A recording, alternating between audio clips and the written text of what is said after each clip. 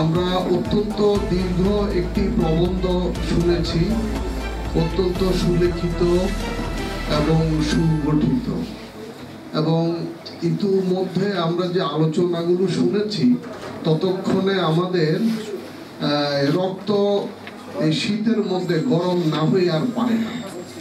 যাই হোক, আয়োজক যে সংগঠন কালচারাল ফোরাম, আমি কালচারাল কথা বলতে চাই। বক্তৃতা করবেন অনেকে আছেন, আমি বলতে চাই আমাদের কালচারাল সেক্টরে এবং মনস্তাত্ত্বিক পর্যায়ে মনোজগতে অনেক পরিবর্তন দরকার। সরকারের সংস্কার, শিক্ষা সংস্কার, বহু সংস্কার দরকার। সবার আগে আমাদের মনোজগতে, ভাবনার জগতে, চিন্তার জগতে সংস্কার দরকার। আমি ছোট্ট দুটি উদাহরণ দিব। প্রথম উদাহরণ, 89 সালে ইরান বিপ্লব হয়। তাদের সে বিপ্লবের আগে পারমাণবিক চুল্লি ছিল শাহের আমলে, এবং সেটা আমেরিকা গিফট করেছিল। কিন্তু বিপ্লবের পরে ওনারা সেই পারমাণবিক চুল্লি ধ্বংস করে দিয়েছে, কারণ মানবতা বিরোধী অস্ত্র বানানো জায়েজ নেই, হারাম, অবৈধ।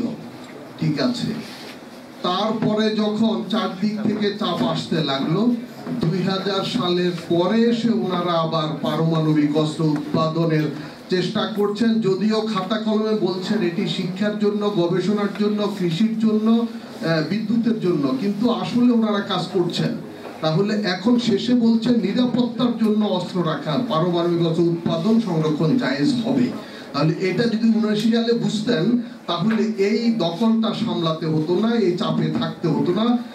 আমরা দেখেছি ভারত পাকিস্তান 3 বার যুদ্ধ হয়েছে, তখন উভয়েরই পারমাণবিক শক্তি ছিল না, কিন্তু যখনই উভয়ের পারমাণবিক অস্ত্রের অধিকারী হয়েছেন উভয় দেশ, তখন এই ঠেলাঠেলি হয়, যুদ্ধ আর হয় না। কার্গিল যুদ্ধ হয়নি, কারণ উভয়েরই পারমাণবিক শক্তি আছে, উভয়ের ক্ষমতা সম্পর্কে সচেতন। নিরাপত্তার জন্য এই যে চিন্তাগত অগ্রগতি, এটা আমাদের দরকার। সর্বশেষ 2000 সালে তালেবান সরকারের যে দৃষ্টিভঙ্গি ছিল, 2021 সালে এসে তাদের দৃষ্টিভঙ্গি পরিবর্তন হয়েছে। আমি বলছি আমাদের সুন্নাত অনুসরণ করতে হবে।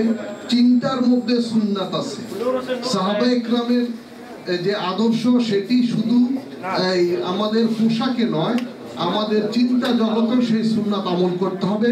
আল্লাহ রাব্বুল আলামিন আমাদের মনোজগতে সংস্কারের তৌফিক দিন, আমিন। আসসালামু আলাইকুম ওয়া রাহমাতুল্লাহি ওয়া বারাকাতুহু।